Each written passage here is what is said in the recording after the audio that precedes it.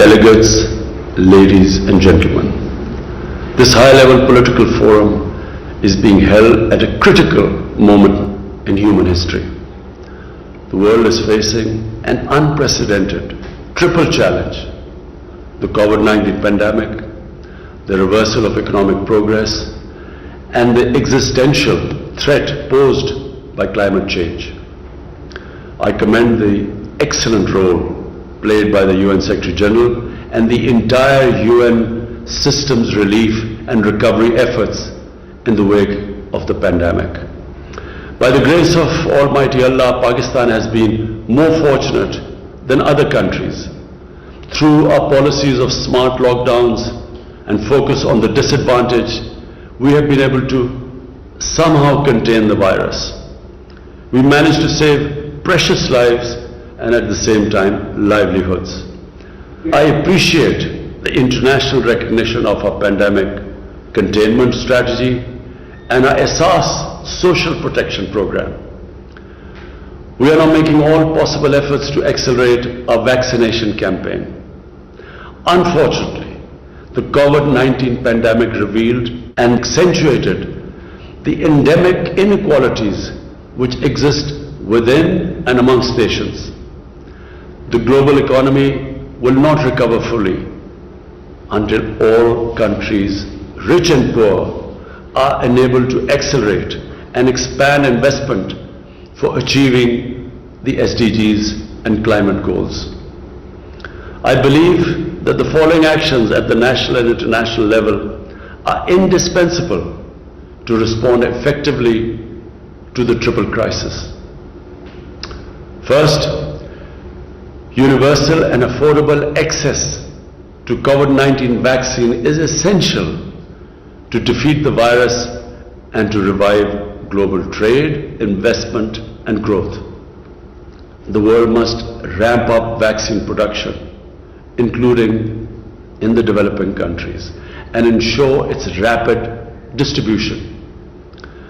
While the support offered by some major nations is commendable, more needs to be done. Of vital urgency is the waiver of intellectual property rights, even if temporary, vaccine production under license, full funding of COVAX facility, and provision of grants and concessional lending to enable developing countries to purchase vaccine at fair prices. Second, adequate finance must be mobilized to enable the developing countries to meet the triple challenge of COVID recovery, SDG implementation, and realization of environmental goals. There are synergies in these three challenges which should be utilized to build back better. The high-income countries have been able to inject $17 trillion to stimulate their economies. The developing countries, on the other hand, are estimated to need at least $4.3 trillion to recover from the crisis and implement the SDGs.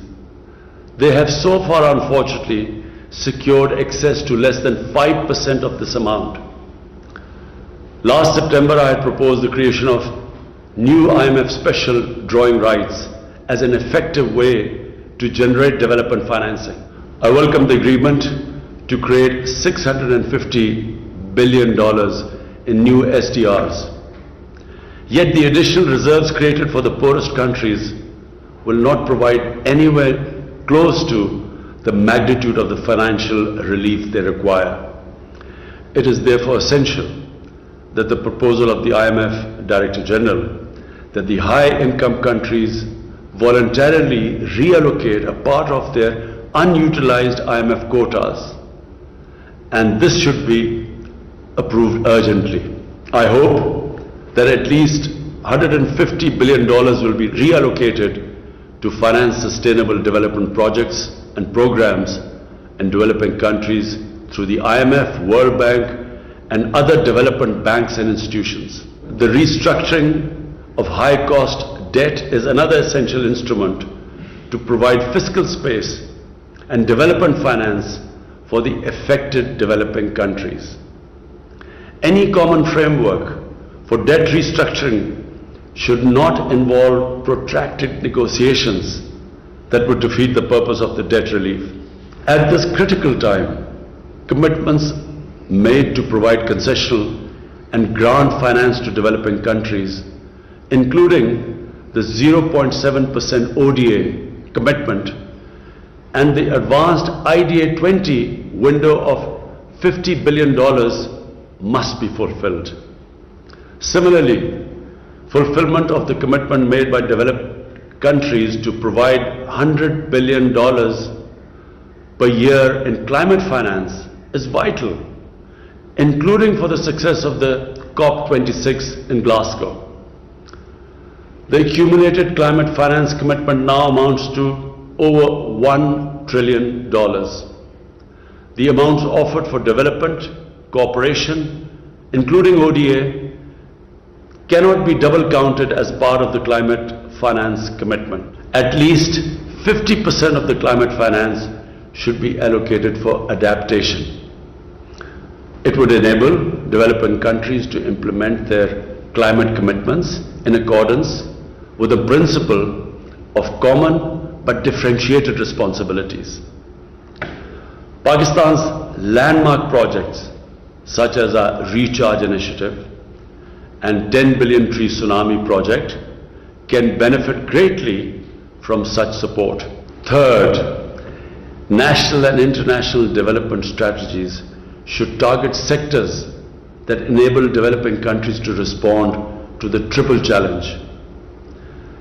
And these include COVID recovery, human development, social protection, renewable energy, sustainable agriculture, climate change, and digitalization. Investment in sustainable infrastructure, which impacts 92% of the SDGs, must be a central part of development strategies. The UN, with its unique convening power, should initiate a multi-stakeholder dialogue to mobilize the $1 trillion investment required annually in sustainable infrastructure.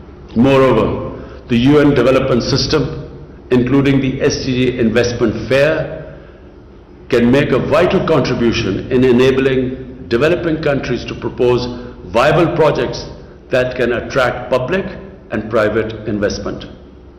Fourth, the structural and systemic deficiencies of the international financial and trade architecture need to be addressed comprehensively and urgently.